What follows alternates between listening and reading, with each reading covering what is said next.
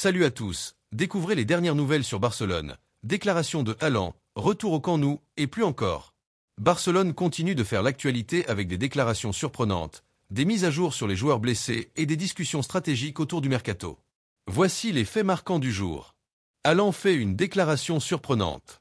Lors d'une conférence de presse avec l'équipe norvégienne, Erling Haaland a été interrogé sur la possibilité de jouer un jour pour Barcelone. Sa réponse a été diplomatique mais lourde de sens. J'ai un contrat avec City, mais jouer pour Barcelone serait incroyable. C'est un grand club avec une riche histoire. Tout joueur rêve d'évoluer dans une institution comme celle-là. Ces mots ont suscité une vague d'enthousiasme parmi les fans catalans. Bien que le Barça ait précisé que Haaland n'est pas une priorité immédiate, cette déclaration ravive les espoirs d'une future collaboration. Joan Laporta est conscient que l'arrivée du Norvégien représenterait bien plus qu'un renfort sportif. Ce serait aussi un atout économique majeur, capable d'attirer sponsors et investisseurs. Cependant, une telle opération coûterait cher, avec des estimations atteignant les 100 millions d'euros. Que pensez-vous de cette possible signature? Seriez-vous prêt à voir le Barça investir autant pour Erling Haaland? Laissez votre avis en commentaire. Retour au Camp Nou. Alors que les fans espéraient un retour au Camp Nou cette année, le club a confirmé que les travaux de rénovation prendront plus de temps. Barcelone jouera au Stade olympique de Montjuïc jusqu'en 2025. La vente des billets pour le match de Ligue des Champions contre l'Atalanta en janvier en témoigne. Les dirigeants préfèrent attendre la fin complète des travaux avant de revenir, évitant ainsi de jongler entre deux stades.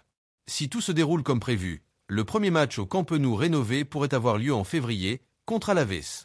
Toutefois, le Barça prévoit aussi une possible extension jusqu'à mars en cas de retard. Bonne nouvelle, Ferran Torres bientôt de retour. Malgré plusieurs joueurs clés à l'infirmerie, Lamine Yamal, Robert Lewandowski et Ansu Fati, une lueur d'espoir émerge. Ferran Torres, blessé depuis le 6 octobre, progresse rapidement dans sa convalescence.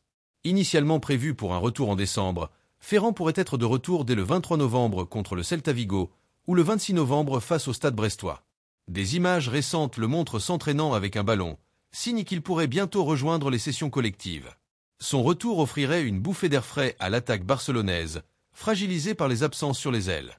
Décision stratégique, Nico Williams et Lewandowski. Le directeur sportif d'Echo a également pris la parole pour clarifier les rumeurs sur Nico Williams. Bien que le Barça ait montré de l'intérêt pour le joueur d'Athletic Bilbao, celui-ci semble peu intéressé par un transfert. Deco a donc confirmé que le club se concentre désormais sur d'autres priorités, notamment Dani Olmo. Concernant Lewandowski, Deco a souligné son importance pour l'équipe malgré ses 37 ans. C'est l'un des meilleurs attaquants que j'ai vu dans ma carrière.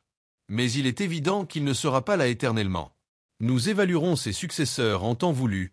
Bien que Haaland reste un rêve pour les supporters, Deco insiste sur une gestion prudente des ressources, privilégiant une analyse approfondie avant tout investissement.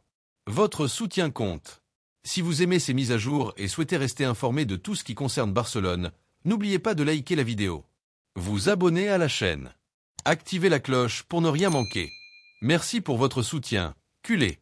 Ensemble, restons connectés à la passion du Barça.